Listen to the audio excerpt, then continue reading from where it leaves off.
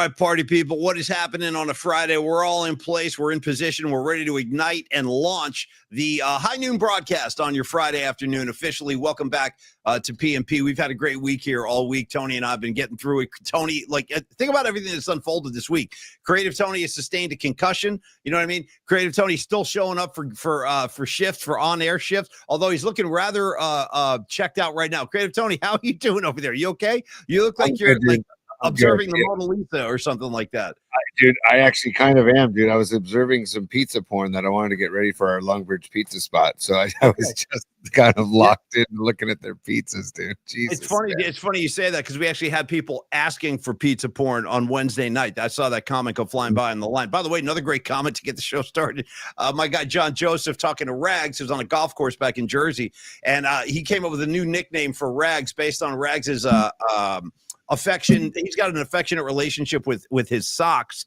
And John Joseph said, hey, perhaps we start calling Rags the sock lobster. Dude, shout out to B-52s. Nice. Maybe, you know what I mean, Tony? When the smoke clears, dude, you got all kinds of great rock stars in history. You got Robert Plant, Mick Jagger, guys like that, flamboyant, Steven Tyler. But then you got Fred Schneider. You know what I'm saying? Then you got Fred Schneider coming out of Athens, Georgia, bro. Let's rock! I'm going to see a painted car at the side of the road.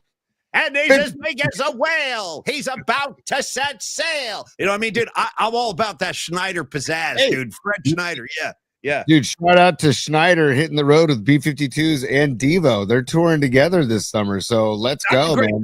That's a great bill. Yeah, B-52s and Devo touring together. I think they're going to Shoreline sometime in August. Okay. And they're also Devo's also headlining a random music festival in Oakland later this summer too. Oh, that might be the punk rock picnic thing they do over there. They've been having a punk show. Yeah, I think that I know what you're talking about. I forget what they call it, the punk rock barbecue or something like that. No, Mosswood Meltdown is what it's called. Okay. The Mosswood Meltdown. Yeah.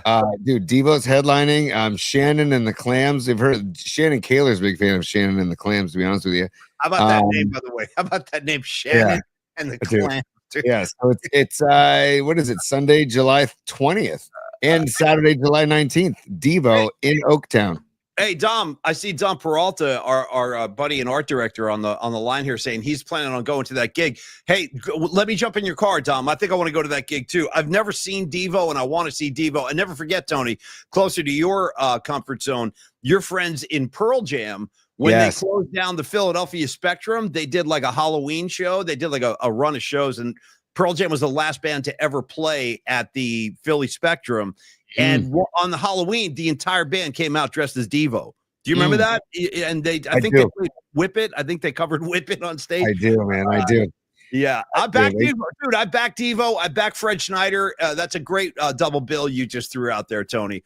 And I want to get great tour. I'm all over it. If I can get to Shoreline, whenever I don't know the date in August, but if I can get there, I will be there because Devo needs to be seen, and Schneider needs to be seen. Why not? And I hope that there's a little, I hope they cross paths on stage. I hope they join together on stage either during B-52 set or Devo.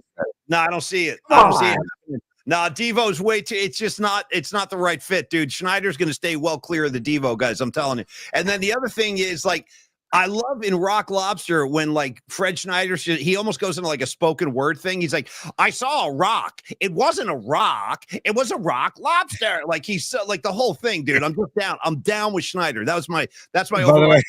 Yes. A couple things, dude. Your mom is cool is a name that we're seeing on the chat now. Your mom is cool.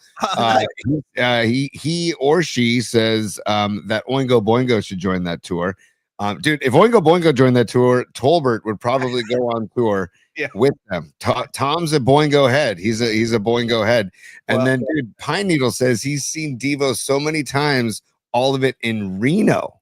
Okay. How about that, dude? So I love it. Let's go. De-evolution, man. Are we not men? We are Devo. D-blanking evolution. All right, Tony, let's talk about the evolution of pizza real quick because we got Bill Laskey joining us in a few minutes. Former, obviously, San Francisco Giant right-handed pitcher. The big guy, Bill Laskey. We're going to talk Giant baseball. And what a freaking, just spirit-crushing series. They just got swept right out of town at the hands of the Florida Marlins, dude. And we're going to get into it plenty today, especially with Bill. but I just wanted to throw it out there. Like, I'm not happy. I know nobody's happy right now. If you're a Giant fan, you can't be. And by the way, don't look now. They're 6.5 games out, just like that, just by getting swept by the Florida freaking Marlins. Anyway, let's brighten the mood and talk about something a little more positive. That's our good friends down at Longbridge Pizza, 2347 3rd Street in San Francisco, the great Dog Patch neighborhood, which is booming as we speak, man. A lot of cool bars, little cafes and restaurants and stuff down there. And, of course, right there in the middle of it, bam, the crown jewel, Longbridge Pizza.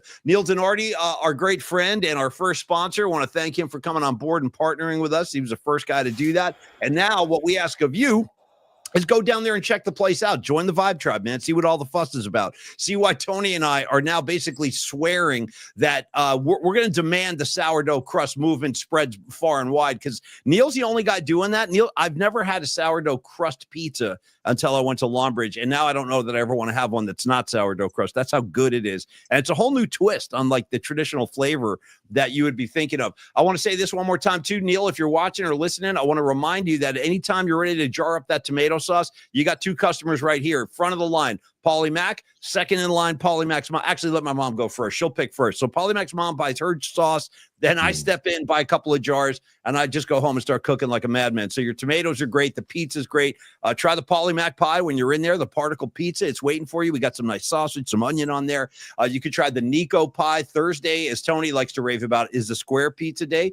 They kind of do their own Detroit style thing. And it's I think it might be Tony's favorite, actually. And then there's the specialty sandwiches. I am obviously on record as being a chicken parm lunatic. You can get those on Wednesdays. Then they've got the Vinny's Gabagool. Is that a Thursday sandwich, Tony? Vinny's Gabagool? The Gabagool, I think, is order as made when ordered. Basically, I think. I don't think there's a special day. And also, I think on Wednesdays when they're making the chicken parms, they also do the Gabagools. And Paulie, the Valkyries. By the way, the Red Hot Valkyries. They're at home at Chase Center tonight and Sunday. So if you're going to Chase Center, go to Longbridge beforehand. And also, if you want to have a private party, or if you want to have a team party or a get together, go do it at Longbridge. They will take care of you. Their pizza's killer. Their beers are killer. It's a cool scene, and you can use public transportation. It's right by Caltrain. It's also right by the 3rd Street Muni line too. You can jump on 3rd Street and go downtown if you wanted to, before or after. So we can't basically emphasize how kick-ass of a spot Longbridge is enough. And Paulie, it's a Pizza Porn Friday. I'm just declaring that right now. That's a Pizza Porn Friday. Throw it up there. Like, yeah. This is 3 different pizzas, dude. Just dive in. I'm gonna make it full screen. This is the meat locker and the pizza. What is it? The meat locker and excuse me, Paulie. Sorry, it's the loading dock. And the pizza jacker and the pesto pizza all in one, dude. So this is there's the loading dock with all the different meats. Then, dude, there's the pizza jacker. Look at the loading dock, dude. Come on. Let it rain Parmesan cheese, man. Let it rain. Yeah. There's the pizza jacker with fresh arugula on top of it right there. And then, dude, to finish it off, then they're gonna make sure. Well, again, let it rain again. And then finally, you got. Oh, look at that fresh mozzarella. And then the pesto on top. Look at the pesto on top. My mom just had one of those. My mom was eating the pesto pie 2 weeks ago. Yeah. So there you go, man. There you go. There's the guy. Oh, I like that behind the counter cam. That was really cool. Anyway, get on down to Longbridge and enjoy. Word is out on the street that Tom Tolbert is also a big chicken parm sandwich guy. Apparently, he makes them at home all the time. I got to pass this along to Tom. Yo, Tom, get down to Longbridge. Trust me, bro. I'm telling you, I would not steer you wrong. If you're a chicken parmesan sandwich fan, you're an enthusiast like I am, you're going to want to try the Longbridge pizza chicken parm. It's outstanding. Yes, and we have confirmation. The Vinny's Gabagool is available every single day. Creative Tony, let us get into the matters at hand today. And thank you, Longbridge. We freaking love you guys. Dude, love Longbridge. Come on. I'm actually having a beer with Neil later today to just start the weekend, because it's my first beer since I got clocked in the face. So I'm easing back in. I feel, why not ease on in with Neil Donardi? When Neil Donardi asks, hey, are you going to be in town later today? I say, yes, we can meet, we can talk, we can hang out, we can share pleasantries and have a nice Friday beverage. So I'm going to be meeting Neil later today. Paulie, there's some negative stuff in the air. I don't know if we want to even get to it. I feel we like do, but have to get to it.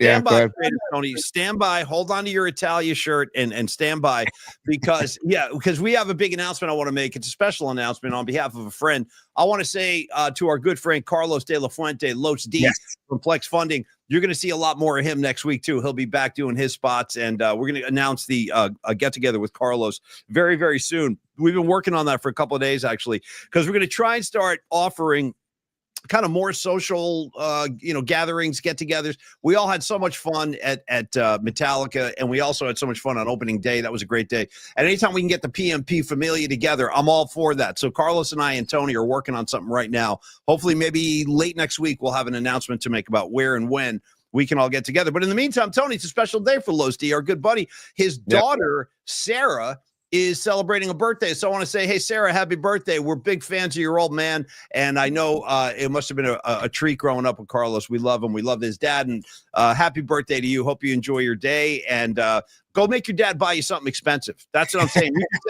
You can say like, hey, Dad, Paulie Mack said you were going to go take me out to buy me something expensive. And then when you pick something out, if he balks, then you put it back and say, okay, I'll go find something else and make it even more expensive. Okay. It's your birthday. Let's put Carlos to the test. I'm just kidding, Los. I'm just kidding, man. Happy birthday, Sarah. Hope you have a great day. And I'm glad your birthday's on a Friday. You go enjoy it. Yes. Happy birthday, Sarah. And as a father of a daughter, I totally can relate to how they can just, they got us. They got us. Like, dude. I mean, my daughter Olivia's got me wrapped around her finger, man. She's got me wrapped around her finger as well. She's not even my kid. When I walk in the house now, I see like I was down at Tony's house a couple times last week, and I tell you what, no, your daughter, she's as far as I can observe, she's running the whole show down there.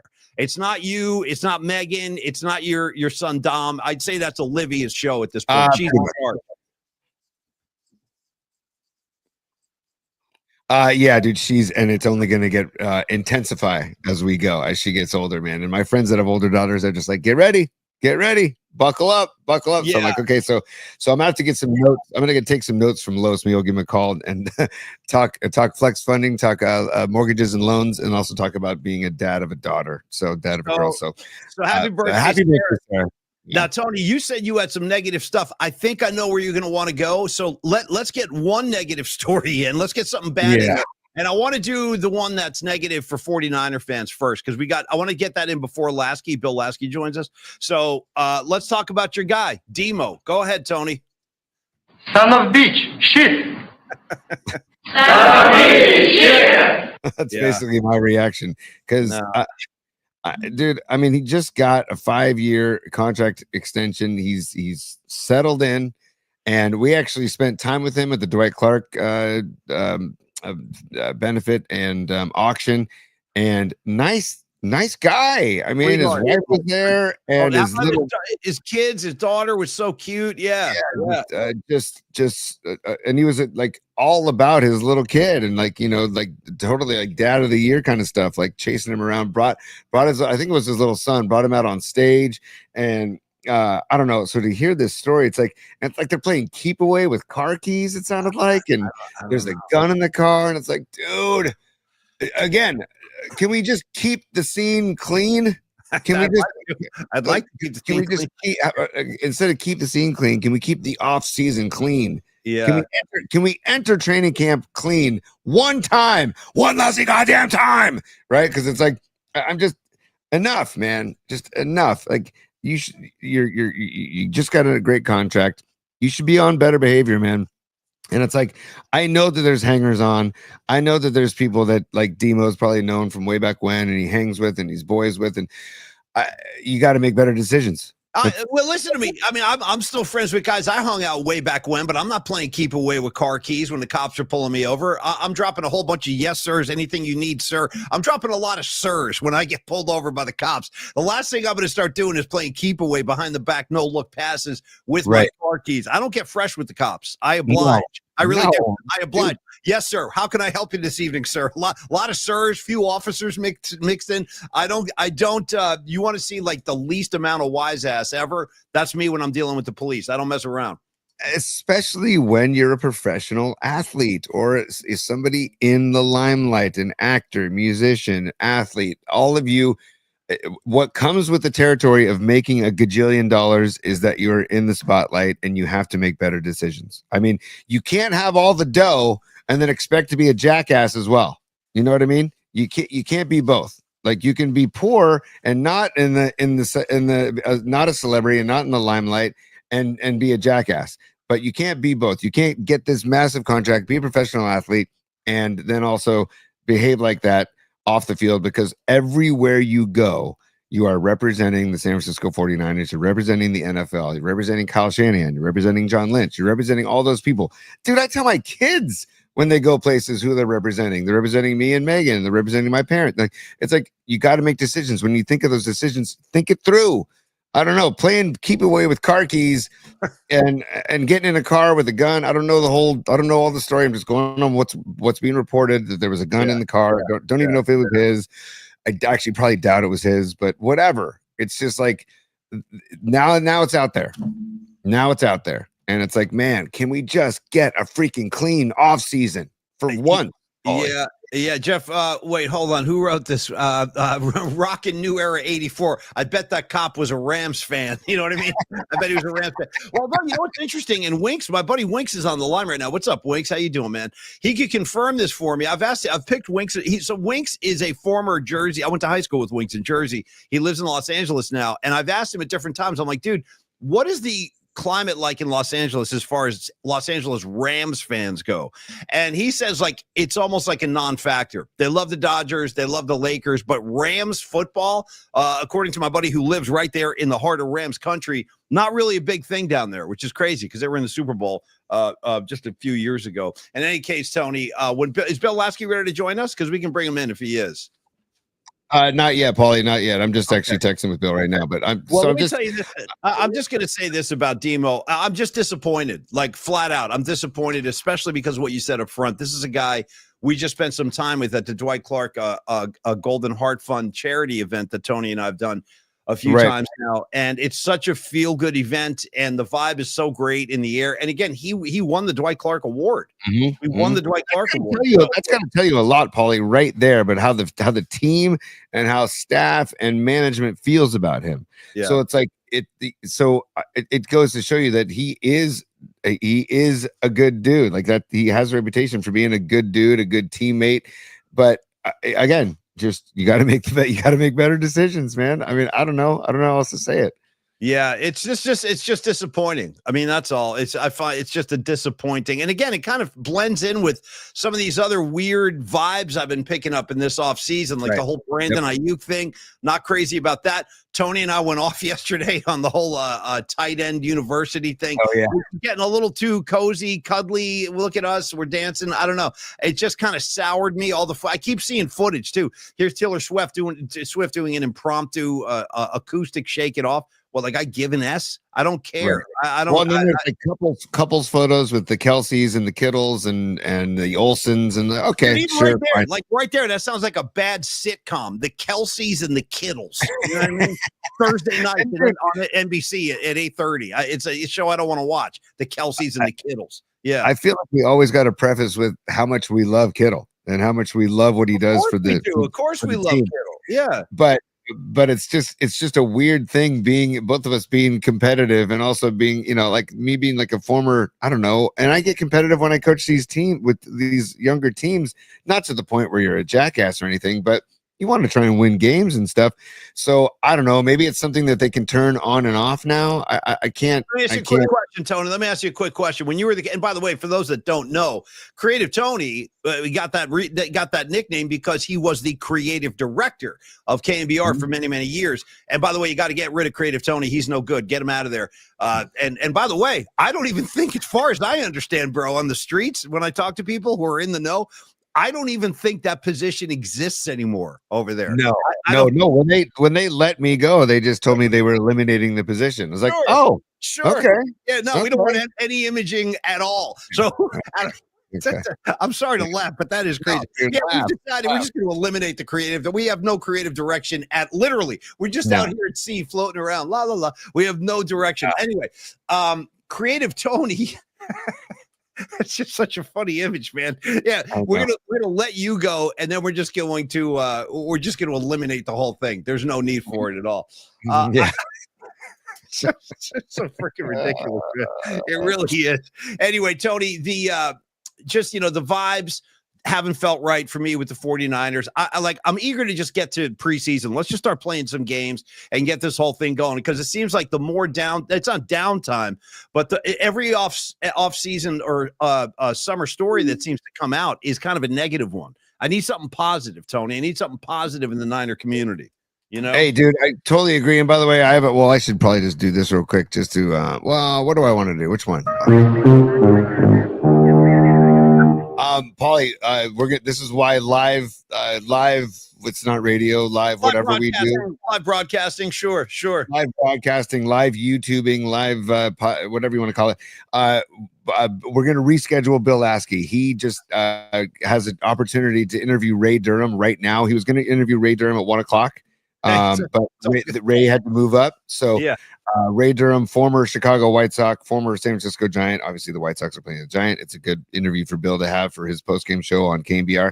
So we're going to reschedule Bill. He just texted. He's asking if he can just reschedule because he just wants to do that. So I said, that's what I said. I said, dude, Bill, of course, we love Bill. We just for the record, Paulie and I are big Laskey fans.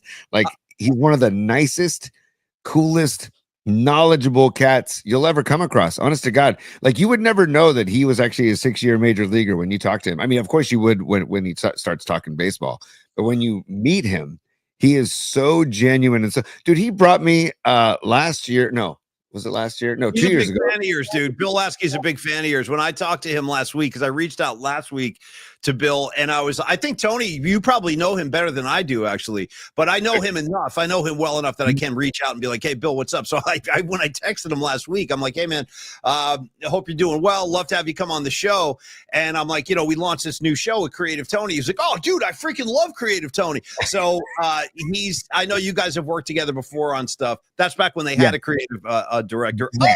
Back in those days. And by the way, side note to all of this, as we're getting it, we were talking about K&BR and the lack of creative director that no longer exists. Somebody on the comments line posted something up. It says they're still running spots today with Creative Tony's voice on it. Okay. They're still doing it. Hey, guess what, Paulie, not seeing a dime from those spots, by the way. Check it out. You ain't alone. You ain't alone. Listen to this. I still can't believe I did this. I got away with this. Maybe the biggest heist/scam in my entire career was when I was working on 107.7. I hadn't started with Murph yet, and I was working on 107.7 The Bone. I was doing middays, and then I was also doing creative direction for K&BR because they were, I forget who had just left. Oh, it was Tim Lyotta. I think Tim Lyotta had just vacated that chair. And then I was talking to Bob Agnew, the old program director, and I'm like, hey, man, because I wanted more work. I'm like, hey, listen, I'd love to help out with the creative if you want to give me a shot. And he was like, well, yeah, sure. You always got a lot of good ideas. You got all this funny stuff. He's like, how about with the Pro Tools program? Are you well versed with Pro? And I'm like, oh yeah, no, I got it down. I got Pro Tools, no problem. No problem. Bro, I had no idea how to use Pro, none clue. But the point of this is, I actually imaged a whole bunch of 49er games before I left, and then I went over to K&BR with Murph, and that was the end of me as a creative director. I still can't believe I sat in there for like 6 months. I was getting away with murder. But I did the Ralph and Tom Open was probably the best piece I ever made, because with the Allman Brothers and the good everybody liked that one. So that was probably my best piece. But for the 49ers, I did all these like sweepers coming out of commercial break, like now back to 49er football. And I would put all these like killer heavy metal tracks underneath. Dude, they were playing those, Tony, for years. After I was like, you guys are still running the spots that I made? I don't even know what I'm doing. I was scotch tape and scissors back there. But the fact is they're still running your voice. They're running my Niner spots for years. It just made no sense to me. In any case, Tony, it's an embarrassment. Hang on. Mark Graves is a super, by the way. What's up, Mark? Thank you for being a super. Bill Laskey had the 12 best words in baseball lore. I hate the Dodgers. I hate the Dodgers. I hate the Dodgers. I have the shirt, baby. Do you know the we can ask Bill to talk about this, although he might be still so pissed off about this. He might not want to talk about this. But do you know the story of Bill Laskey and Tommy Lasorda in the All-Star game in '82? Oh, yeah. Actually, everybody, I was people, I was watching and by the way, Renelle, get rid of her too, because I was watching a video she did with Bill. she's no good. You know what the problem with Renelle is, Tony, is nobody ever liked her. She was very unpopular. Yeah, very rude. She's very rude to everybody that comes in her path. Very rude. She's not talented. The fans didn't like her, and it was time that they had to make that move. They had to. Yeah.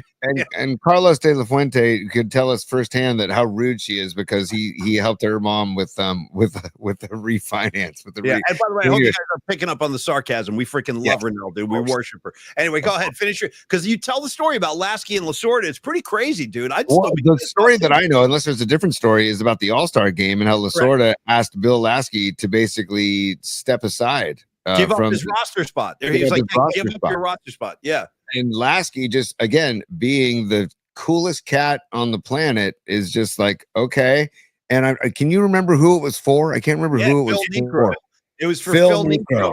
And what Lasorda said, he was like, Phil Niekro's probably going to retire at the end of this year. Let's honor him and let him have this one last All-Star game. Guess what? Niekro pitched 5 or 6 more seasons after that. So the whole thing was bullshit. And Bill Laskey actually voluntarily stepped aside at the encouragement of Lasorda, and he gave up his spot, and then Niekro didn't even retire. So I really feel and you talk about that giant Dodger rivalry and the bad blood. Just throw that on the pile as far as like more reasons to hate the Dodgers. Yeah. Well, it's also funny too. And I brought up Burnell because she does that series that you can find on YouTube called Forever Giant. And she would sit down at a winery up in Napa and have a great Q&A with former Giants. And Bill Laskey, the Bill Laskey episode I was watching this morning, it's actually really freaking good. So check it out. I highly recommend checking it out. But I do know Laskey, when we used to do production work together for his pregame and postgame show, he would come into the studio and we'd yuck it up for a while. And he would tell me stories about, because he was good buddies with Dusty Baker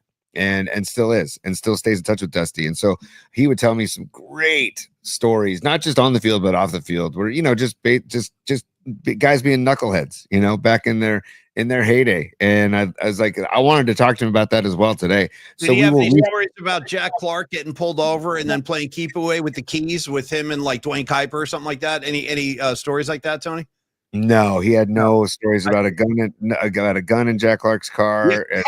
No guns in Kipe's car, nothing like that. No firearms. Okay, gotcha. Oh, and by the way, hey, Justin Tucker, double guns to you, buddy, because now you're just like Deshaun Watson.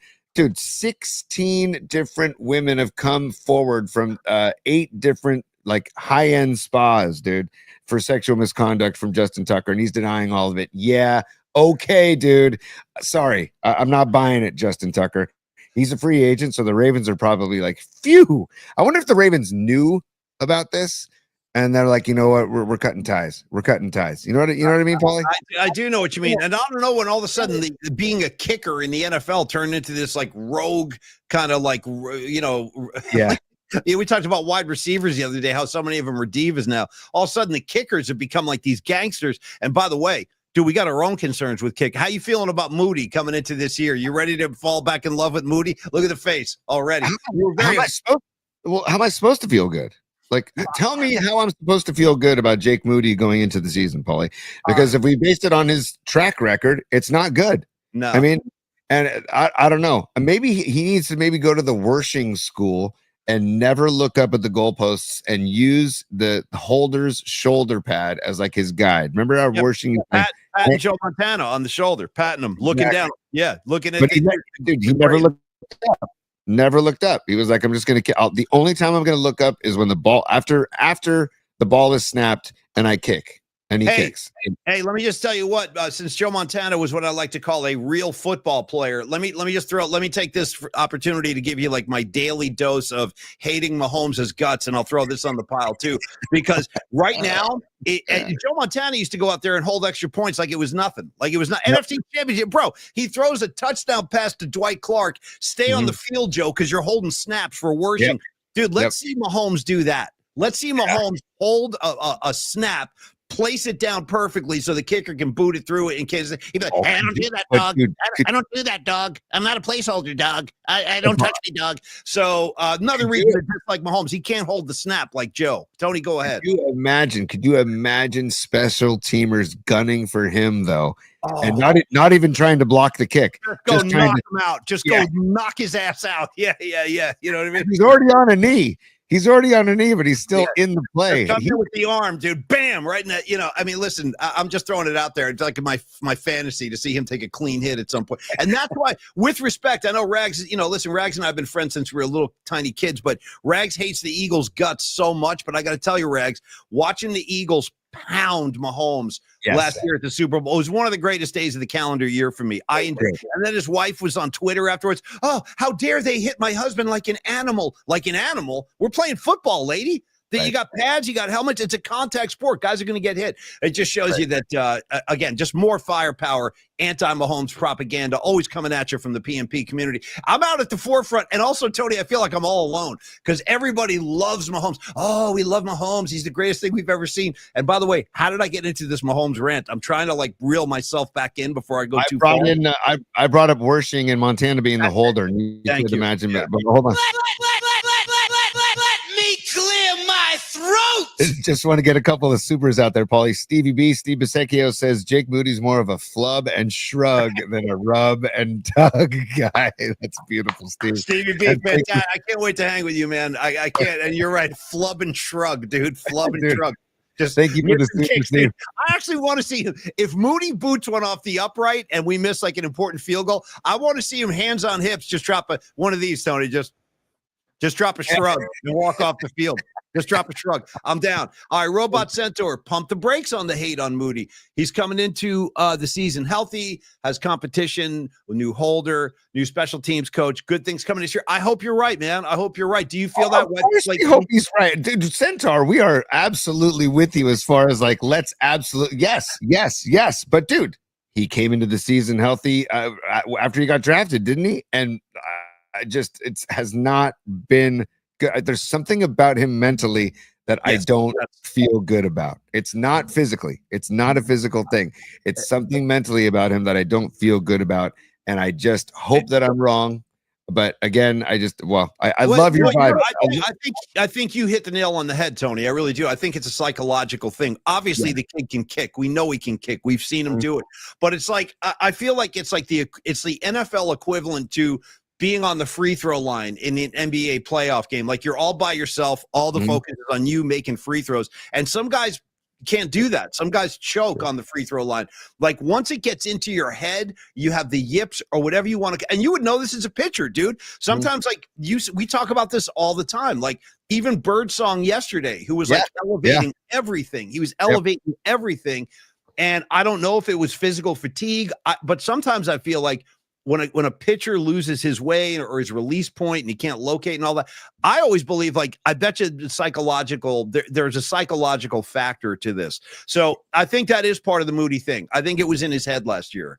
And you said all by himself, and it made me think of all by myself. I want to live all by myself. Anyway, by the way, musical assignment coming up today. If you want to play along, go ahead and send your contributions into the official show mailbox. And the assignment, if you missed it yesterday, we're celebrating just because we had such a great time at Metallica. I got to tell you, Tony, I'm experiencing like some inner sadness today. Totally. Because last Friday, dude, it was like, okay, we're going to shut the mics off and we're driving right down to Levi. I was down at your house. Here's your tickets, Tony. Bam. I'll see you at the seats. And now we got no Metallica show. So I'm kind of like, there's a letdown this weekend. I'm kind of disappointed. But Sunday was so great hanging out with all you guys. And we just felt like, you know what, this is my tribute to you guys. So songs today about family, about friends, familial bonds, mothers, brothers, sisters, uncles, whatever.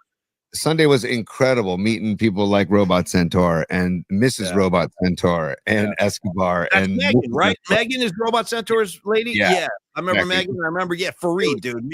Yeah. Paulie, I don't know if you saw Vicky's email response to me yesterday, but she sent me an email response and she said, Vicky from Metallica, who made this all possible, she basically said when she saw the pictures of all of us hanging out in the lot, it gave her goosebumps and warmed her heart. Like how like we all gathered together. Yeah, it was really cool. Glad you brought that up. So I should have told the story yesterday, but you're right. So I sent Vicky a picture of all the PMP VIPs, that picture where you guys are all toasting, you're all holding up your drinks and you're like, it's a group toast. So I showed Vicky, I said, listen, we love the show so much, but I just want you to see how happy our listeners were. And I sent that photo, and she did. She told me something very similar. She was like, I really love to see that. So hopefully we'll do it again. But in any case, musical assignment, we celebrate family. What do you got? Hey, man? I want to know, do you want to talk about beanball gone wrong, Paulie, or do you want to talk about just dickhead Ace Bailey? Which one do you want to talk about? I do want to talk about Ace Bailey, but I also think we should talk a little bit about the Warrior draft picks. There are two new guys on the Warriors. I'll throw it out there real quick. 6'8" forward from Sydney, Australia. Here he comes, Alex Toohey. Welcome aboard, Alex Toohey, 6'8" guy who can shoot apparently. And then there is Will Richard from Florida, who was a number 56 pick, and we'll keep you posted as the names keep coming in. Don't know much about either. Well, I know that Will Richard was down in Florida, won a title and all that. But what they can give to the Warriors remains to be seen. But we'll talk about that. Yes, I do want to talk about your guy, Ace. The only Ace I stand by is Ace Frehley from Kiss, hottest band in the world. Yeah. But tell the folks this great story, because this is obnoxious, dude. This is really obnoxious. Well, it's a new thing where people, instead of just appreciating how fortunate you are to be drafted 5th overall by an NBA team, he's crying. I remember Scott Van Pelt was ripping him on SportsCenter last night too. It's great. He's crying, and he doesn't want to report. And then all of a sudden, there's a new article that comes out today that says, "Oh, wait, hold on! I'm thrilled to be on the Utah Jazz." It's like, dude, what a horrible way to start your NBA career. That you're caught on camera crying, not tears of joy, but tears like that you can't believe that you're going to. It's like, dude. I would to be a water boy for the San Francisco Giants would have been a dream come true for me. And I know these guys work hard. I know they dedicate their lives to Everybody works hard, though. You know what I mean? We're all working hard, man. He ain't the only one. Come on. Yeah. And this is the kid from Rutgers, right? This is the kid from Rutgers. Yeah, see, and that right there, that offends my New Jersey sensibilities, having spent time and lived in Jersey for a while. Like, that's not a good representation for Jersey. You know what I mean? That's like the opposite of what I think people think about Jersey, like hardworking guys, tough guys, like blue collar guys. And then along comes this kid. He's like, yeah, I don't want to play there. It's so offensive on every level. And the fact that this kid has no foresight to know that he's just like offending the entire basketball community. It's a bad look. Tony, I'll take this a step further. I have a kind of a ritual before we do the shows. I usually check in on ESPN. I'll watch SportsCenter a little bit. Yeah. I'll check out First Take with Stephen A, even though he was off today.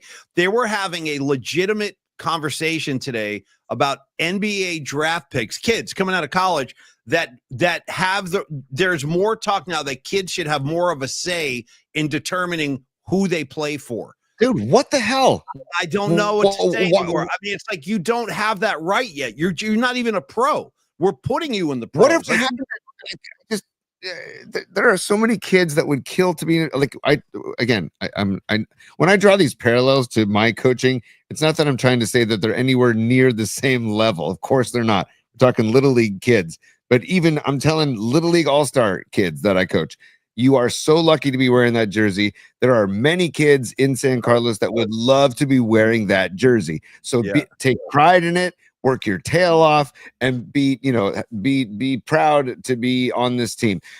Where is that mentality? I'm waiting for one of your kids. I'm waiting for one of your kids to look at you like when you're going, guys, you know how lucky you are to wear these jerseys? You guys are freaking all-stars. And by the way, no, it is. There's like a lot of cachet that comes with that all-star jersey, that red, white, and blue thing. I was so proud of my kid when he was an all-star. Like, I was like, wow, this is awesome. You get like you're puffing your chest out a little bit. But I'm waiting for one of these kids to look at Tony and say, like, Tony's going to ask these kids, you guys are freaking all-stars. You're representing St. Carlos. And he's going to look at some kid. He's going to be like, David, what does this jersey mean to you? Why are you wearing this jersey? And the kid's going to say, I'm wearing this for Pinks, you punk. Ownership papers. I'm just kidding. Just tying a little grease riff into there. Pinks, you punk. Ownership papers. Creative Tony. Rules are, there ain't no rules. Come on, I just got to Creative face dropping some knowledge. Yeah. Pinks, you punk. Ownership papers. Tony, Hey, by the way, real quick, Paul, I just jumped over to Instagram real quick. I just want to say thank you for Dan Ogden checking in on Instagram, Tom Tolbert's producer. And we got Corinne over there. We got Jay Ronimo 21. We got Jungblood 88. We got Chiquine Joey checking in. So I just want to just give some love to the people checking in over on Instagram. And also, just a reminder that please like and subscribe. Smash that like button. Subscribe while you're watching on YouTube at Polymax Particles. Also, if you want to become a PMP VIP, you can click the icon right next to the subscribe bell and just you can become a member of the VIP. And we're going to do extra broadcasts. We're going to continue to add more things to the docket, as they say, Paulie. And also the audio versions are always available on Spotify, Apple Podcasts, and TuneIn. And also our playlist that we're going to update today with the musical assignment, PMP Playlist 25, is available on Spotify and Apple Music, which is called, again, it's called PMP Playlist 25. I got to tell you, it's a pretty damn good playlist, man. I've been listening to it a lot last couple of weeks. There's a lot of good stuff on there.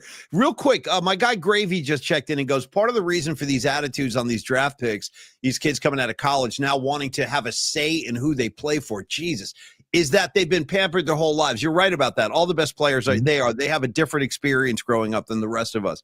They know they have a special skill. They're being told that by all these coaches in different leagues, and everybody wants a piece of them. So they grow up like that, and I get that. I do. I understand that. But I also think that this also might be a result, or at least partly this is a result of watching guys like Kevin Durant or Kyrie Irving just say, like, I want to play for this team. I don't want to play for this team. Like Kevin Durant just did that. I don't want to play for the Warriors. I only want to play for X, Y, and Z. Like, you see it in the pros all the time now. Guys refusing to play for teams. They want to have a say in who they play for. And professional sports really wasn't designed like that. Professional sports, like Michael Jordan, when he got drafted out of North Carolina, he got drafted to a really crappy Bulls team in Chicago. The Bulls sucked when he came on board. They were not a good team. And he didn't piss and moan about it. He turned him into a champion, like one of the greatest dynasties we've ever seen. So I do think, Tony, that has like a role in this, is that the pros now kind of dictating terms on where they play, where they don't play. And Kevin Durant's kind of the poster boy for that. He's like, no, I'm not going to play. Is that a guy you want on your team? Like that's a me guy that I wouldn't want on my team in the first place. That doesn't, you know what I'm saying? Like, I do know what you're saying. And I think if you look at the evidence, like there's a lot of these so-called super teams that have tried to be formed around the league. Look at what happened in Brooklyn when he was like, I want to play with Harden and Kyrie. Guess what? It was a freaking disaster. Those three guys were hardly ever even on the court together. So giving the players that much power where they're dictating, I only want to play here, but I won't play here. Like, I don't think it's a good idea for the sport, for the fans. I just don't. Hey, Paulie, it's June 27th. It is 12:42 on June 27th. About to be 12:43. I promise you, the Rockets will not win the championship next year. I promise you, that's not happening. It's not happening. With KD in the mix, it's not happening, dude, because you know what? KD does not have a Steph Curry next to him to keep him grounded. I swear to you, it's not happening. The Rockets, everybody's hyped on the Rockets, and if it happened for Rod Brooks, sure, I'd be happy for Rod. But it's not happening, dude. It's just not happening. Because the other one I wonder about too now is everybody is also just like, oh my God, the Dallas Mavericks, they have to be considered like favorites in the West. Dude, Cooper Flight hasn't even played a game yet. The guy hasn't even played a game, but they're already talking about them being a super team. In any case, back to your original point. Well, I saw an article saying that Anthony Davis is a Hall of Famer. I was like, really? Already? We're gonna like because he said Clay and Anthony were Cooper's teammates. And like Cooper's playing with the future Hall of Famers in Clay and Anthony Davis. I'm like, wait a second. Like, I don't think that the unibrow is a necessary guaranteed Hall of Famer. Maybe I'm wrong, but I had a knee-jerk reaction to that comment. Like, I don't think that that's guaranteed. So we'll see about that. And I do not necessarily think that Dallas is going to win it all either. I mean, to be honest with you, OKC is probably the best returning team roster-wise that's coming into the season next year, looking damn good. So I don't know. This guy Ace Bailey, it's like, dude, how about some gratitude? How about some just cherish the moment? How about the fact that like you just got drafted to be in the NBA? There are kids all over the world that want that dream. And you just had that dream become a reality, and you're crying because you don't want to be on that team, and you refuse. You told your agent that you wouldn't report. Now all of a sudden you're saying, and he used the word, Paulie, thrilled, by the way. So he's thrilled. Shout out John Bender. Shout out John Bender in the Breakfast Club. Greatest usage of the word thrilled of all time. When the principal's like, I got you, Bender. I got you for 2 months. I got you for the rest of your natural born life. And he goes, and then John Bender looks at the principal. He goes, what can I say? I'm thrilled. You know what I mean?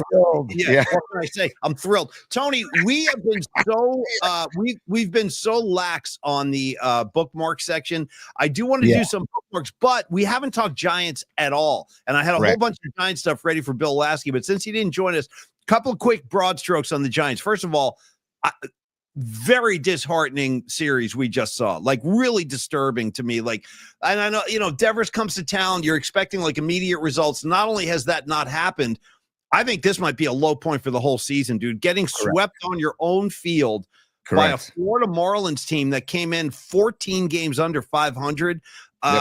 It's really unacceptable is what it is. If the Giants want to, consider themselves to be legitimate playoff contenders, this is not the look of a playoffs caliber team. And I got to tell you, at the start, after the Dodger series, we were still talking about their like the possibility of the Giants competing for the NL West title. Right now, that doesn't even seem like there's no reality to that idea anymore. Not in my mind after what I just saw. I don't know. Am I overreacting to this, Tony, or were you as disturbed by this sweep as I was? No, it was an embarrassing sweep, man. I mean, like the Marlins come into town, into your neck of the woods and sweep you. And the Giants gave up what? They gave up 12-8. That's 20. They gave up 24 runs in 3 games. Like that's ridiculous. And dude, yesterday, Adames and Devers both went 3 for 4 and they lost the freaking game, dude. That can't happen. I mean, something's going on with the starting pitching and Birdsong. I really like Birdsong, but like, I don't know. First of all, I don't know if that's what I was going to ask you about the beanball, because I don't know if Birdsong was the right person to ask to do that. I feel like funny, we talked about that on before the show yesterday, and you were saying it should be somebody later in the game coming out of the bullpen. But Birdsong drilled what Lopez in the first inning, like bam, it was like 12 pitches in, he hit a guy with 2 outs. Right, with 2 outs, and then all hell broke loose, and it's 3-0, top of the first. And Birdsong's rattled, and Kruko, just because this is why Kruko is so good in the booth as a former pitcher. He says, when you do that kind of stuff, when you throw the beanball, it can rattle you as a pitcher because all of a sudden your adrenaline is pumping and all of a sudden your heart's racing because of what you just did, and you can't calm yourself down.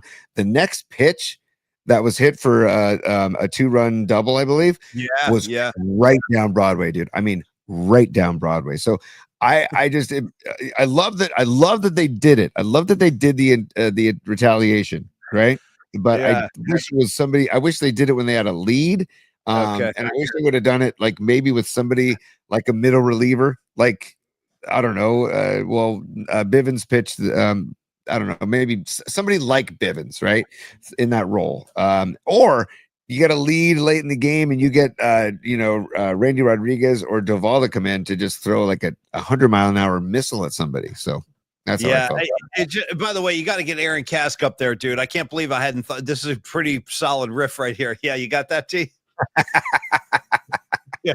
Yeah. I saw it firsthand. By the way, the ball was traveling yesterday. Got 440-foot bombs all around. I mean, it was crazy, hot and still out of the yard yesterday. Yeah. I don't want to hear it about Oracle Park because, dude, the Marlins just came in and scored 24 runs in 3 games. So you can't use Oracle Park as the excuse. Like, it's just they're not getting the hitting that they need. And when they do get the hitting, when you get 6 hits between Devers and Adames combined, you need to win those ball games. So the pitching, I mean, and like we've said, though, a day like yesterday, we knew it was coming, Paulie, not maybe against the Marlins, but because you rely on the pitching over and over and over again, and you can't clutch up with runners in scoring position, it's going to bite you in the ass at some point. So, hey, we got more disgruntled customers out here, Tony. We got more unhappy Giant fans. John Joseph coming in, and he dropped a I lost it already. It was something about he did. He goes, Verlander is gutter trash, dude. Gutter trash.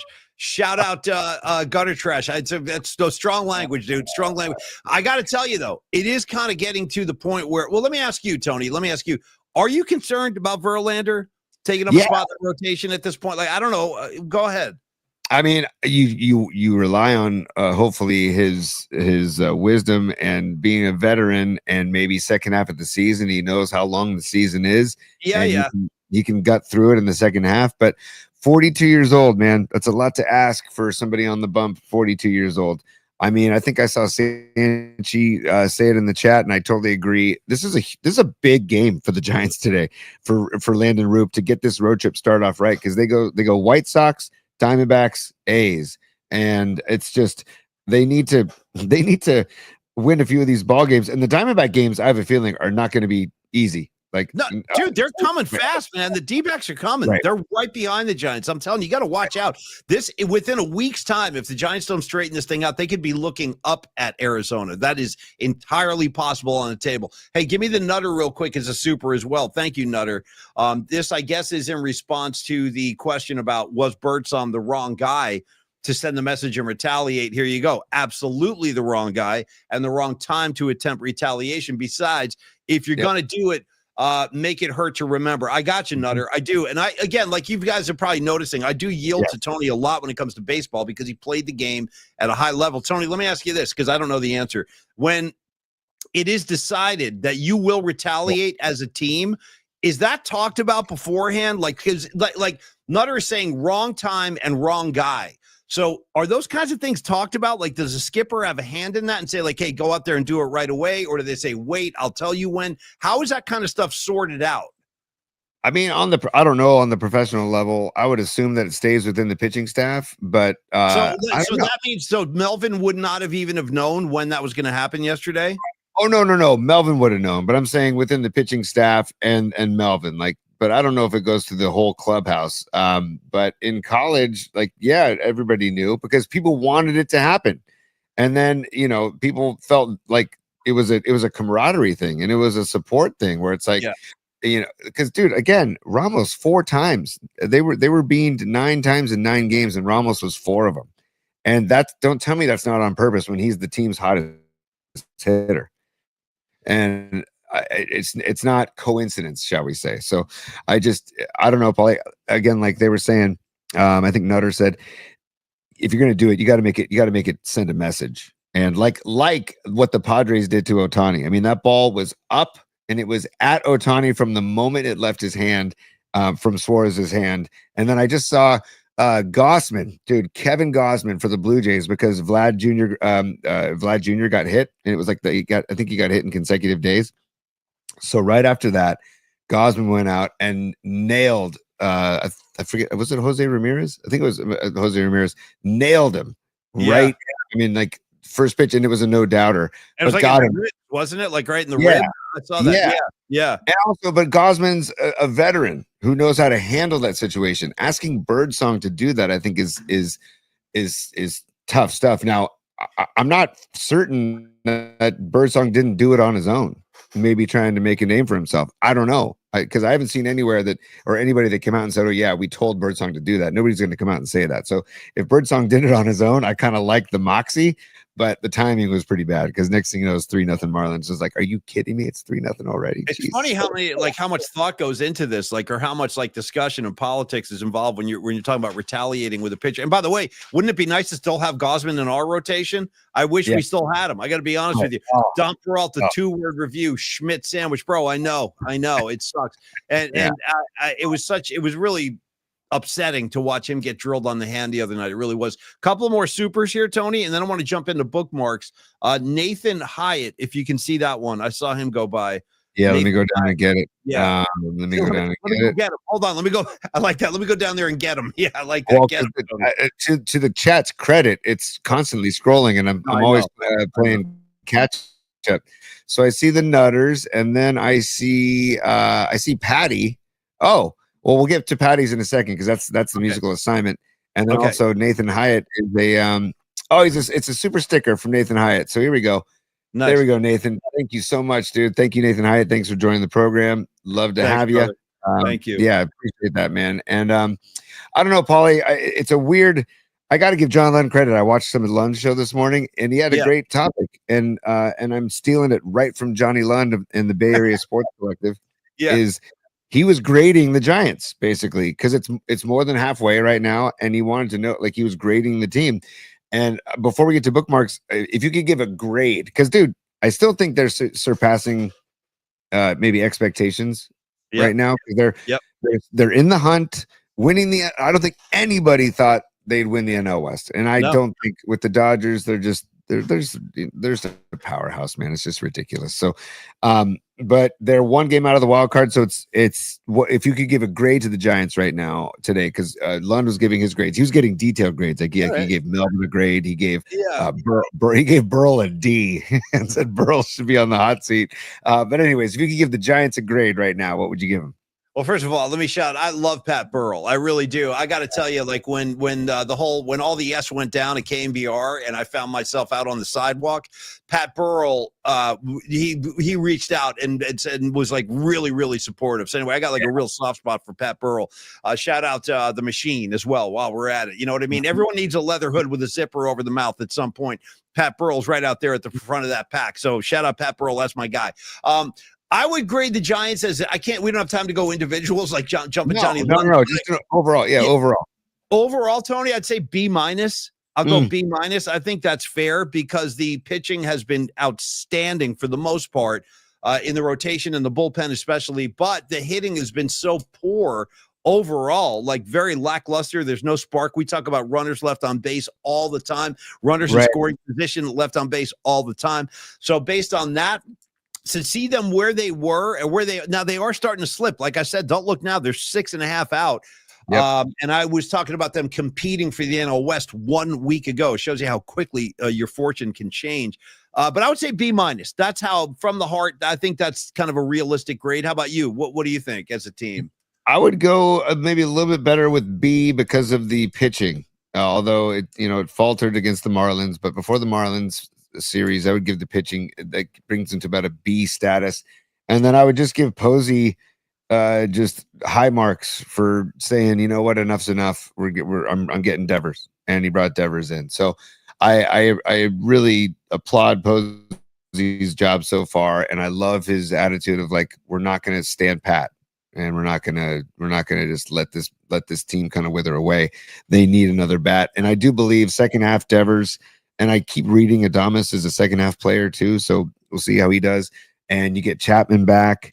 I mean, there's a lot of good things to look forward to, but something has to click and mentally as far as with runners in scoring position. I don't know if they're all pressing, trying to get the runner in. Maybe small ball needs to enter the fray more often.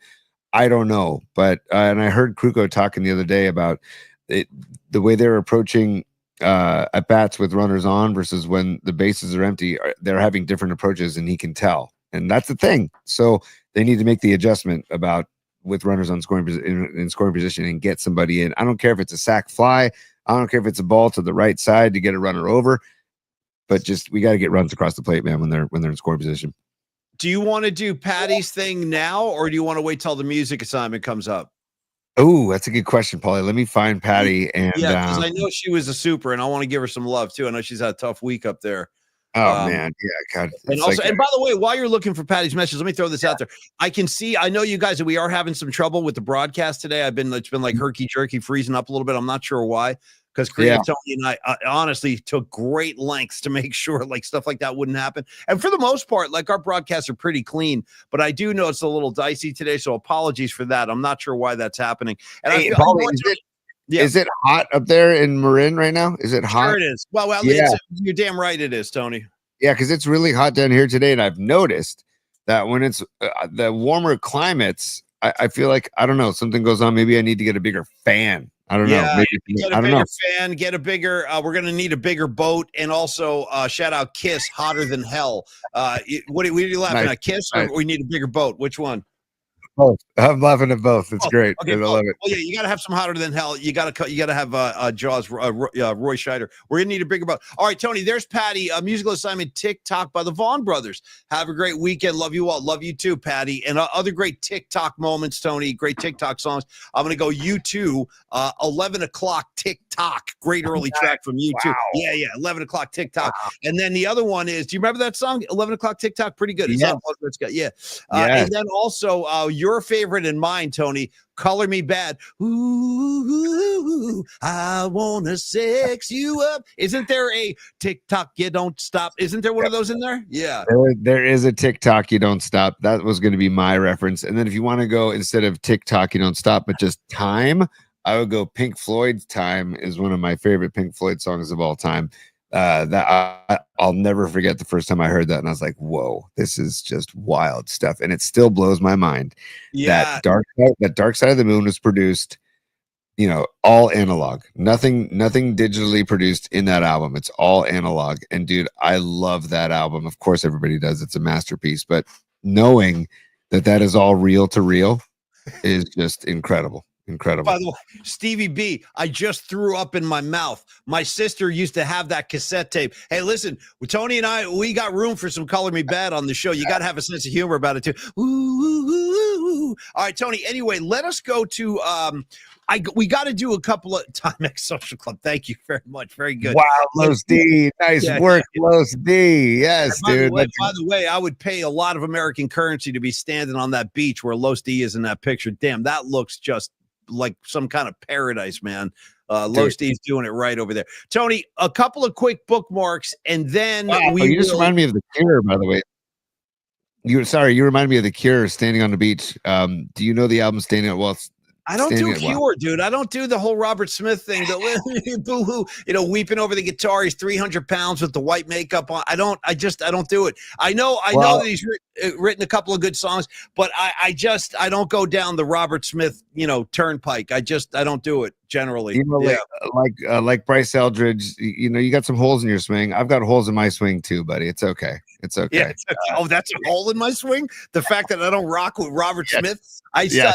For the life of me, I've never been able to figure out why, like, every girl in my high school was in love with Robert Smith. I'm like, that guy, that fat dude with the freaking hair and the makeup, that's the guy. Okay, whatever, man. A lot of like all the beautiful. Yeah.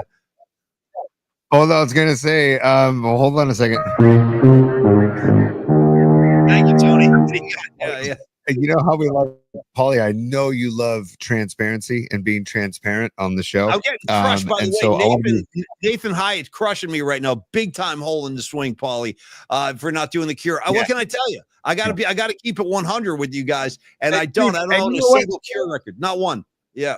Hey, Nathan, thank you for the support, brother. And I got to be honest, this isn't the first time Paulie and I have had this talk about the Cure. It's like Steely Dan. Steely Dan and the Cure, I've tried for years with Paulie. I'm going to pay attention to Winks. Now, Winks is talking, and he goes, Cure, Fascination Street, great album. All right. Hey, he's listen, right. He's right. You guys, I respect Winks. I respect Tony's word. You guys ganging up. When the last time I got ganged up by Tony and Winks, and you could throw my buddy BC in on this too. The three of them they threw me. Remember in Colors when they initiate that kid into the gang and they're sitting there and all of a sudden Frog, if you're with me on this riff right here, Frog, the Latino gang member guy goes, "Get off the porch, Holmes, get off the porch." And they push this kid off the porch. They just start kicking his ass. And then that's his initiation to the gang. That almost happened to me with Tony, Winks, and BC, and it was about the TV show Cobra Kai. This is a few years back. These guys started it was borderline ass kicking. They almost threw me on the street, started kicking me in the ribs, and I gave in. I'm like, you know what? Because BC, I'll never forget, BC was pissed. He was like, give it a chance. Give it a chance. I'm like, all right, I'll Jesus Christ, I'll check it out already. And I became a really big fan. All right, so Fascination Street, noted. Fascination Street, Standing on the Beach, the singles, Kiss Me, Kiss Me, Kiss Me. Those three albums are right really... there. Kiss Me, Kiss Me. You know what I mean? How about?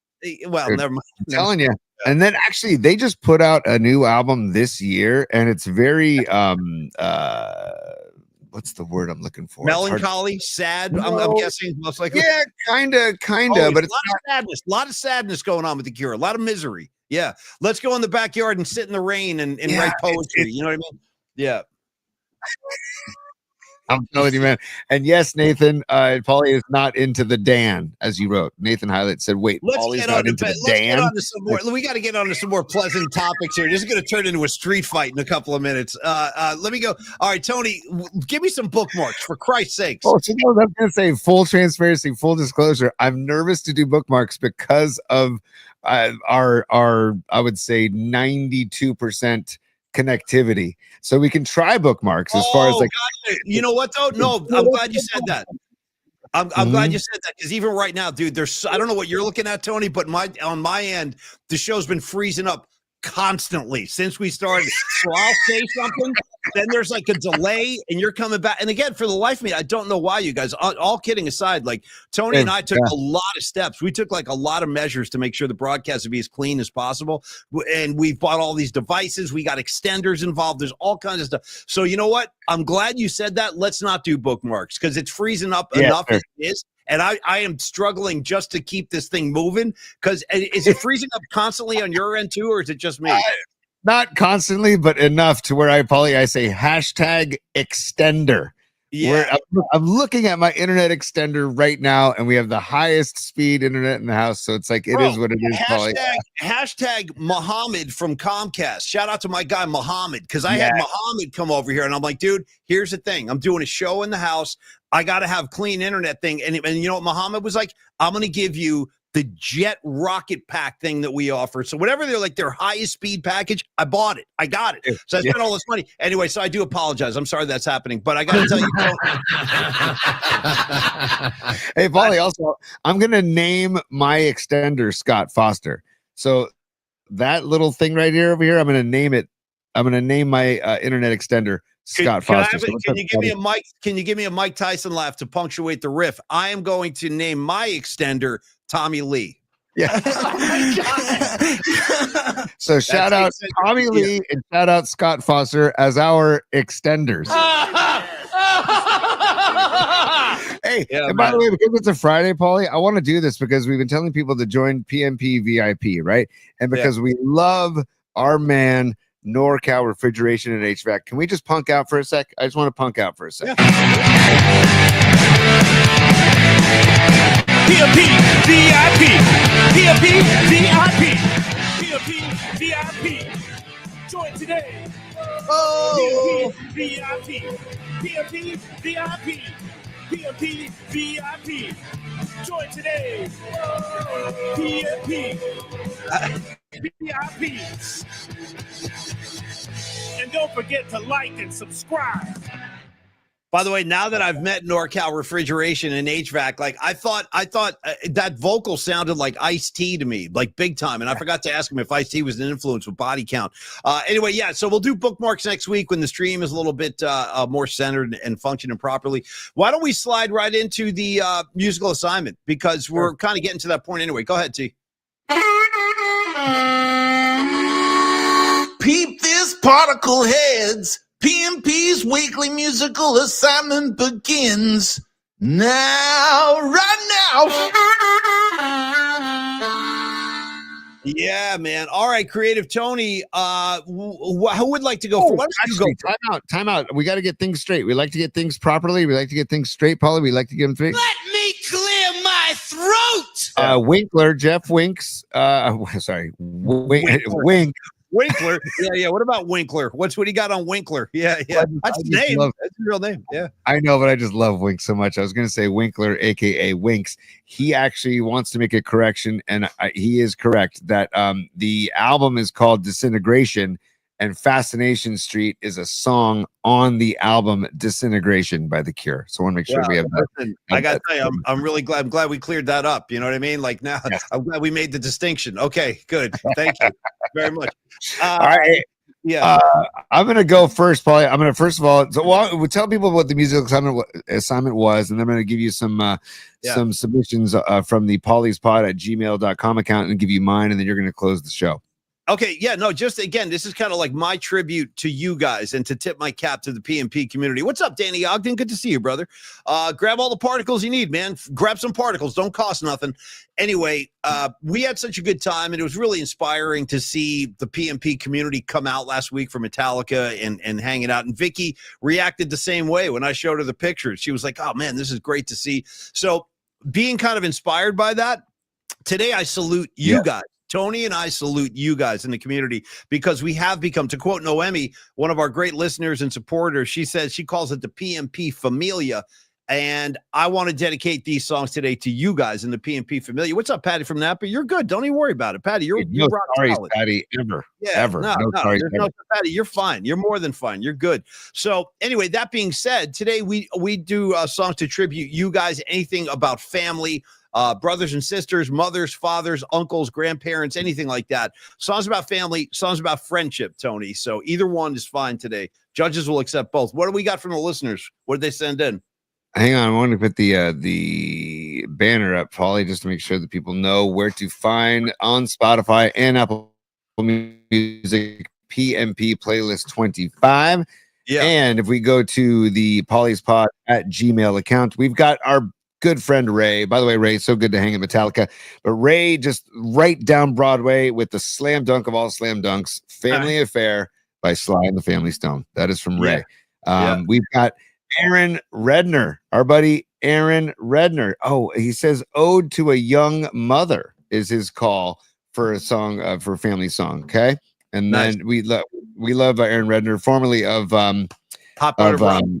Hot Butter Rum, thank you. And now the Grateful Bluegrass Boys up in Portland. He's up in Portland, Oregon. So is Noemi, and Aaron so is Ray. Man, what's up, Aaron Redner? Hope to see you soon, brother. Let us know when you're coming to the Bay. We'll get you on the show so we'll talk about your dates and stuff like that. But anyway, love Aaron Redner. Fist in the air, brother.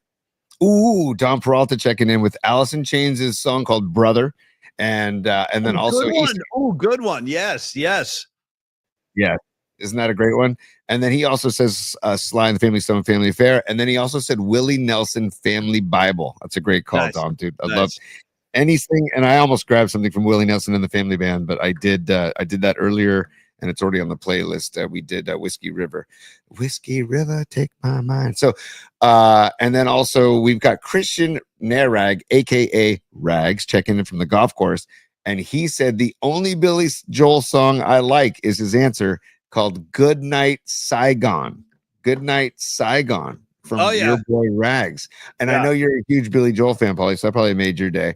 My two favorite bands and artists of all time, it's neck and neck, dude. And I can't tell which I love more. It's going to be Billy Joel and The Cure. It's a dogfight. You know what I mean? It's like a cage match between Joel. And by the way, that's a pay-per-view fight I would pay to see. Give me two overweight dudes in their 50s, 60s, whatever they are, and just chuck them in a cage in loincloths, and let's see what happens. Who are you taking in the match? You take, because I can see Robert Smith like scratching eyes out and stuff. But then Billy Joel, dude, if he gets a hold of you, all he's got to do is land on top of you. You got major problems now because he's going 3 bills. He easily going 3 bills. Who do you like in the cage match, Smith or Joel? I actually like Joel because I think if he gets a handful of Robert Smith's hair, it's over. It's all over. Just rip it right out of his head. And then on top of that, I think Billy Joel actually grew up like a Golden Gloves boxer. I think he actually knows how to box. Yeah, that would make sense. Hey, Mark Graves checked in with his musical assignment. He says Shooting Star by Bad Company or Simple Man by Lynyrd Skynyrd. So those are wait, who sent those in?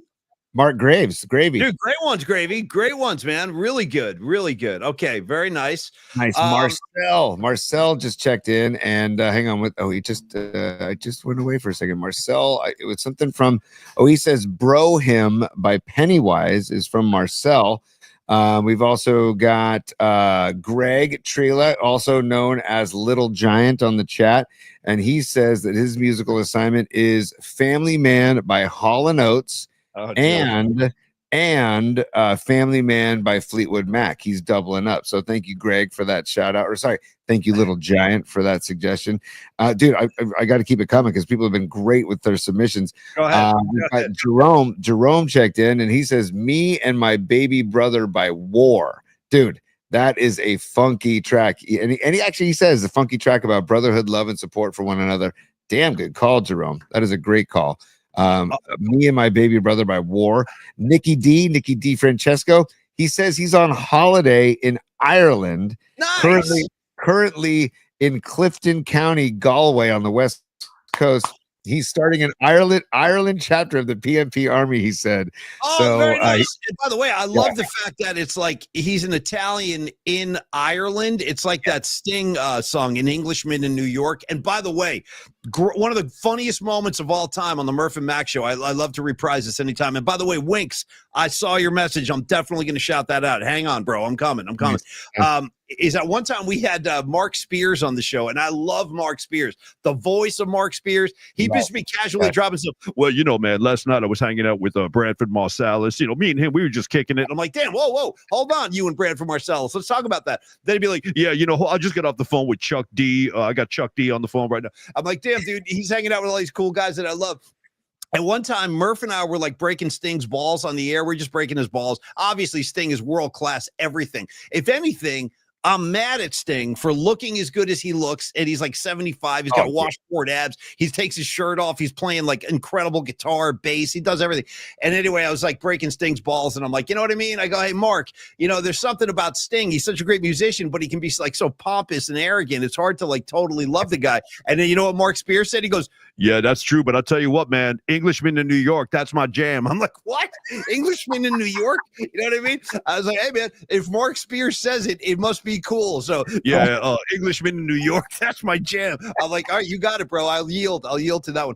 Anyway, okay, Tony, is it time? Nikki D. No, Nikki D in Ireland. And he said the Free Murph campaign is already has loads of support in Ireland. So he says he gives Hello Brother by Louis Armstrong is his selection. So that's a really good call. And then just a couple more, P, because I got to honor them. These people are so good about emailing pollyspod@gmail.com. We've got Sanchi. Sanchi says, he says, thanks. He hopes the good herbs heal my head this week. Okay, good. And he says Brothers by Stevie Ray Vaughan and Jimmy Vaughan. Then he also says Teach Your Children by Crosby, Stills, Nash and Young, and Jerry on Pedal Steel. Yeah. And then he also said Mother by Pink Floyd, which, dude, Mother by Pink Floyd. Oh, come on, man. Hush now, baby. And then we got Jim Bull checking in. He says Cat Stevens, Father and Son. Ooh, and he good one. Right? Yes. And then he says Grateful Dead, I Will Take You Home. There's another one for Brett Midland. Then we've got Shank, David Shanklin, also known as NorCal Refrigeration HVAC. He says We Are a Happy Family by the Ramones. Yeah, good one. We're a happy family. We're a happy family. We're a happy family. Great one. I was hoping somebody would give me that one. Okay, go ahead, Tony. Dude, hold on a second. Leah Phillips just said that she's live from Costa Rica and she has a musical assignment. I can't click on it. Shoot, Leah. But she sent a musical assignment from Costa Rica. I'll try and click on it while you're giving yours, Pauly. And then we have Escobar. Why Can't We Be Friends by War? He says Friends by Houdini. He says My Friends, Red Hot Chili Peppers. He says With a Little Help from My Friends, the Beatles. And then we've got one more, Pauly. Let me see here. Let me just scroll down. Bonnie, Scarlet Fire. Scarlet Fire says she's got her My Sisters and Brothers, Jerry Garcia Band, but written by Charles Johnson. Nice.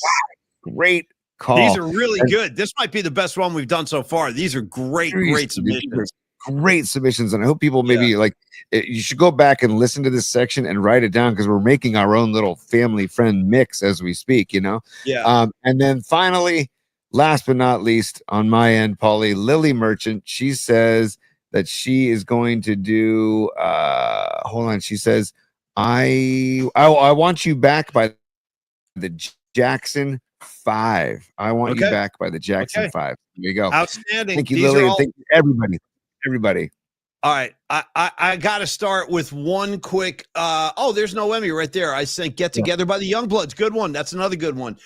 Jeff Winkler. Dude, I saw it and immediately I wrote this down. I'm like, damn, I wish I thought of that. Black Flag, Family Man. Dude. Black Flag, Family Man.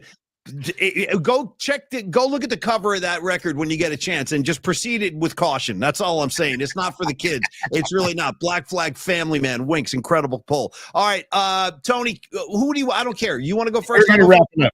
It's your show. Here. I mean, you're gonna wrap it up. So here we go.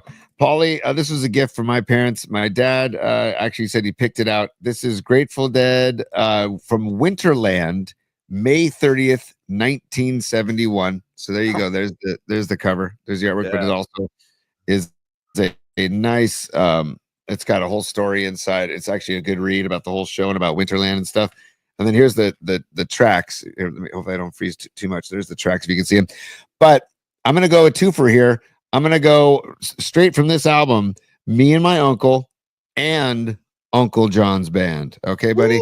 Okay. For May 30th, 1971, 5/30/71, Winterland.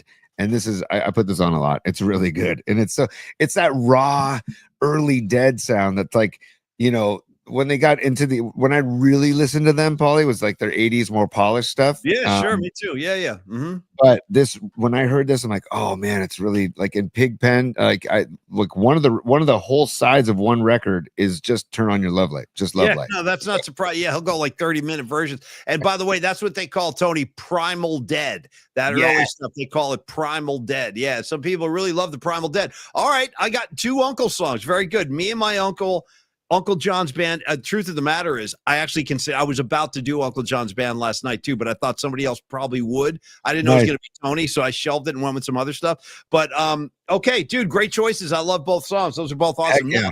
I got to make a confession, and this has happened before, that one of the songs I was gonna add to my playlist today was going to be Sly and the Family Stone, Family Affair. But since it's already been shouted out at least twice, I think I'm going to go in a different direction. And I love Family Affair. I love it. But we've done a lot of Sly Stone as it is lately anyway, after he checked out and we did the Sly Stone tribute and stuff. So I'm going to shelve that one because I think it was Ray Goodman and somebody else came in with Family Affair. So I'll come back to that later. I'll do a substitution instead. Now, I don't have the record in my hand right now, but only because it's a good family song. It's not a good family message, but it's a good family song. And nobody has mentioned this yet today. I'm going to go Rolling Stones, Sister Morphine. Okay. Sister blank and Morphine. Lay a cool hand on my head, because in the morning I'll be dead. Yeah. Not exactly a feel good song, but that's what I'm doing. Sister Morphine by the Rolling Stones. I saw them play that in Las Vegas once, by the way. It was pretty damn cool. So that's one. Oh, man. Yeah, go ahead. Go. No, you got another one. Go. Come on. No, I want to hear what? What were you going to say? No, I was going to riff. So I want to hear your second song. Okay, well then my second song, you can't have a family without a mother, right? And there's so many great mother songs. We have Mother from Pink Floyd, all kinds of great mother songs. There's only one mother in the Paulie Mac book, and it's on this record right here, Aerosmith Bootleg. This is the Aerosmith that I fell in love with growing up. Not the hits of the 80s and 90s. This shit right here. I'm talking about Chip Away at the Stone. You know what I mean? Lord of the Thighs, stuff like this. And on this record, way down here, they do a cover of James Brown, Mother Popcorn. Okay. It's probably the funkiest Aerosmith you're ever going to hear. It's them covering James Brown in the early 70s. Just a quick peek inside too. Look at these guys back in the day. Yeah. So, Tony, with a guest sax player, David Woodford on saxophone, I'm going Aerosmith, Mother Popcorn. Gotta have a mother for me. See. Yeah, check it out. Great funk jam on that one, Tony. There you go. Oh, Paulie, that you played that for me. I'll never forget when you played that for me. And I was like, wait a second, this is Aerosmith? Because the Aerosmith that I was very, uneducated about Aerosmith when you started like telling me, no, you got to listen. Yeah. And then from there, I went backwards and I'm like, oh my God. So I can't thank you enough for showing me that Popcorn. And then also the Steven Tyler screams on that version of Mother Popcorn are outrageous. Yeah. And I mean, like, that's why, anyways, it sets him apart from most lead vocalists. Just go, everybody go listen to that Mother Popcorn because it's so good. And when you go to our playlist, you can. PMP playlist 25 on Spotify and Apple Music. Paulie. All right. Well, thank you, Tony. And please do check out the playlist. Yeah, what's up, Rags? Good to see you. But Mother Popcorn. Gotta have a mother for me. See. All right, listen, we are going to send everybody into the weekend in just a moment. But first, another big thank you to Longbridge Pizza, 2347 3rd Street, Dogpatch, San Francisco. Join the Vibe Tribe. Do it this weekend. How much do we love the guys at Longbridge Pizza? So much that Creative Tony's going to be having a beer with Neil Denardi in like an hour and a half. So we love Neil. We love Andre. We love all the guys down there. Steven, all these dudes. This is a great family affair. Once again, Sly Stone and Longbridge Pizza. You down with LBP? Yeah, you know me. Get in there and enjoy the playlist. Yeah, man. Get in there and enjoy a private party like Creative Tony did with his Little League team last week. He brought the All-Stars in there. They had a great time. So many different food options for you. Great beer options for you, too. It's just a great place to hang out, too. They got all the flat screens in there so you can watch games. You could drop anchor like Larry Krueger, just drop anchor and hang out in the back at Longbridge, have some cold beer on a Saturday, go before a Valkyries game, go before a Giants game. It is the place to be. And once you go in once, you're going to be a devoted customer. You'll see why we rave about the good people and the great food at Longbridge Pizza, Tony. No, dude, I can't say enough about Longbridge Pizza, but not only because of the pizza, but because of the ice cold local beers on tap, especially a day like today where, you know, it's a beautiful thing about the dog patch too. It's probably some of the best weather in San Francisco because the fog doesn't get all the way down there over Potrero Hill. When I lived in Potrero Hill, that was some of the best weather in San Francisco. And then the dog patch is right below it. So you get good weather, good pizza, good beers, good vibes, good people. It's a freaking home run. And again, if you happen to be going to the Valkyries game on Friday or Sunday, check it out. Go to Longbridge before or after, and it's right next to the 3rd Street Muni line. It's right next to Caltrain. So if you want to do public transportation, you can always find a Lime scooter right nearby. If you need to get around town, scoot around town, you feel free. If you want from the East Bay, take Bart from the East Bay and then grab a Lime scooter all the way down to Longbridge. Or of course you can do Uber or any of that stuff too. But anyways, it's not just about the pizza and the beer. It's about the vibe. And Neil and I talk about it with Paulie a lot about Neil's all about, he wants people to come there, not just for the food and the beer, but because of the actual vibe and because of the actual experience and the actual feeling of like a family hang. And like when I brought my Little League team there last week, that's exactly how it felt. It was like a family hang in the back room, buffet style. And he can do that if you call ahead and work out a time and a group number and what the occasion may be. They will take great care of you. And we love Neil. So 2347 3rd Street in the dog patch, Longbridge Pizza. And Neil, I'll see you in a couple hours, brother. And can't thank you enough for your support. And same with Andrew up in Tahoe. Thank you guys so much for your support. Love you guys. Hey, man, Aaron Kask is right alongside you there with his enthusiasm for the scooter movement. I was stuck in traffic yesterday after the game. I longed for the freedom of a scooter. That's one of the biggest contradictions with Creative Tony, though. He's Mr. Peace and Love. I'm hugging trees. I'm making out with, Wookiees and stuff like that. But then at the same time, he won't hesitate to pick up a scooter, drive it 3 blocks, and then just chuck it on the sidewalk and walk away. That's my biggest beef. These guys just leave piles of them on the street. That's my town, dude. Now you're talking about littering in my town. And by the way, I like you with the lid flipped up. That's a good look. Shout out Anthrax in the late 80s. Yeah. The Anthrax guys used to do that. Yeah. I should spray paint something in there a la Mike Muir from Suicidal Tendencies because he rocks this hat this way too. But Paulie, yes, those are irresponsible Lime scooter riders that do that leave them haphazardly around town. Yeah. You're supposed to lock it around a bike rack when you're done. And it's very simple because you have the scooter, just scoot and find your nearest bike rack and then lock it up, take a picture of it. And it's a happy experience. So, hey, Tony, right, dude. I think I am going to call Lime Scooter and see if they want to sponsor the show because I give them. You should. Although you're going to have to do all the reads. I'll be over here riffing the whole time. Yeah, then just pile it up on the street. By the way, Tony, the audience wants to know: have you kissed Chewbacca or any other Wookiee from the hippie community? And we got plenty of them. If you ever want to go to the epicenter of Wookiedom and see where the Wookiees literally roam free. And you know who knows about this, bro, is our founding father on Roby Tuesday. What's his name again? My guy, my boy up there. I think it's David also. I think it's David. His name. Okay. Yeah. Humboldt Fats is what he's known.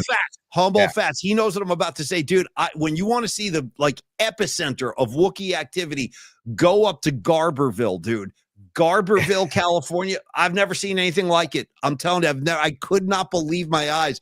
I'll never forget this. Last story of the day, true story. Yeah. I was up there once and we were waiting outside at this, it was like a taqueria, but they were only doing to-go orders and the sun was setting. And I looked to my left, I looked to my right. There's Wookiees, there's pit bulls on ropes. You know what I mean? All the telltale signs. I'm like, shit, this is unbelievable. Where am I? And all of a sudden, we're waiting, and like the ganja movement is in such free, full force up there that I was about to light a J, and Liz goes, "Don't light that. They're all going to come over here." And I'm like, "What?" She was like, "Yeah, it's like a moth to a flame. If you light that, there's going to be a pack of Wookiees like surrounding us." So I was like, "Okay, you know what I mean?" And then I said, "I didn't." Anyway, get to Garberville, and that's where Tony's people roam free. Have you kissed a Wookiee, Tony, anytime in the past 20, 25 years? Pre-Megan, of course. No, but you know what? I haven't kissed a Wookiee, but I've been smacked in the face by a flying dreadlock, if that counts for anything, because it was a Steve Kimmock band show at the Great American Music Hall, and that's about as crunchy of a crowd as you're going to get. You ain't kidding, dude. Some of those Kimmock shows. Dude, what was the name of the place on Harrison? Like the Longshoremen's Hall? What was it called? Oh gosh darn it. Maritime Hall. Maritime Hall, dude. I saw a couple of Kimmock shows at Maritime Hall. It was almost like Pigpen from Peanuts. Like there were like clouds of dust coming off the floor. I was like, "Whoa, this is you're right, dude. Crunchiest shit I've ever seen." Steve Kimmock shows. The guy next to me was like pulling a Bob Marley on stage and shaking his head wildly left and right, and dreads were flying. And my eyes were closed because I was in the middle of like a beautiful soaring Kimmock jam, and all of a sudden I get smacked in the face with the flying dreadlock. I was like, "Oh, hi." And the guy was very nice and apologetic, but it was like, "Oh, that doesn't happen to me every day where I get smacked in the face with a dreadlock." So you and I saw a show up at Terrapin Crossroads, and I forget if it might have been Jackie Green or it might have been Phil and Friends. I don't remember. But anyway, I was getting whipped in the face by a girl in front of me who had dreadlocks. And I got to tell you, I liked it. I actually liked it. It felt good. Yeah, I did. I was like, keep it coming. Give me a few more. I need that kind of discipline. I need to get hit by dreadlocks. And by the way, Ray Goodman, I kissed a Wookiee and I liked it. Nice, Ray. Nice, dude. Very good. Hey, man, you want to kiss Wookiees? You go ahead and do that, man. It's a free country as far as I understand. We support the Wookiees. We support everybody on this show in this community. Tony, go ahead. Final thoughts. Yes. Final thoughts. Don't believe the hype. Not all Wookiees wear patchouli. Okay. Because this guy did not smell like patchouli, and his dreadlock actually smelled like very well conditioned.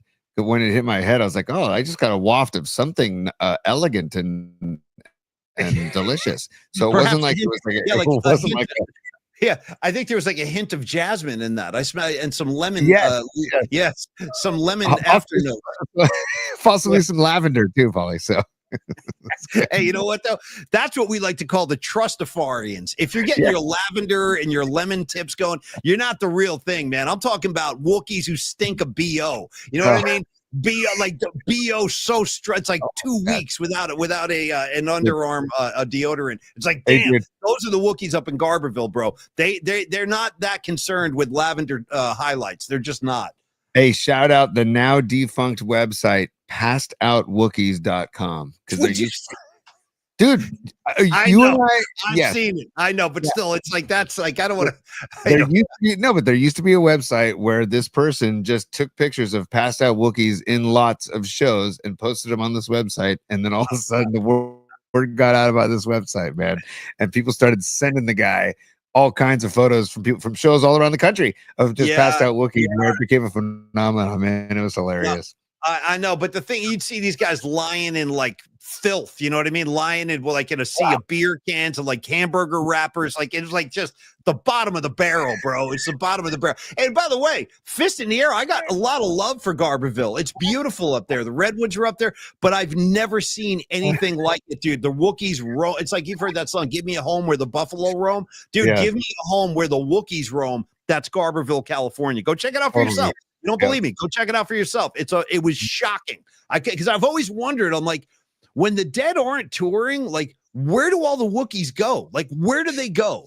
The answer is Garberville. That's where they go. I'm telling you. Anyway, Tony, thanks for another great week. Thank you, Longbridge Pizza. We freaking love you. Los D, happy birthday to your daughter, Sarah. Hope you guys have a great weekend. Hey, Winks, great to see you today. Ooh. Stevie P, Mike, Don Peralta, John Joseph, NorCal Refrigeration, Cody Marchetti. Good to see you again, brother. Tony, final thoughts. You got something, bro. Go ahead. I just want to address Mike says he can't find the playlist on Apple Music, and I just want to make sure that he's searching it correctly. It's PMP playlist 25. Correct, Paulie? PMP playlist 25. That's the name right of the here. player. Yeah, PMP playlist 25. There it is right there. And if you can't find it, at least on Spotify, you can search my username, and this is all one word. It's just Pauly Pix. Pauly with P-I-X at the end, and you can find it that way. And it's great. There's a lot of good stuff. I'll update this in like 2 minutes when we wrap today, Tony. So give me a Diamond David Lee Roth, Professor Dave, if you could, to dismiss the kids. Before David. So say good night to the bad guy. Because you never going to see it.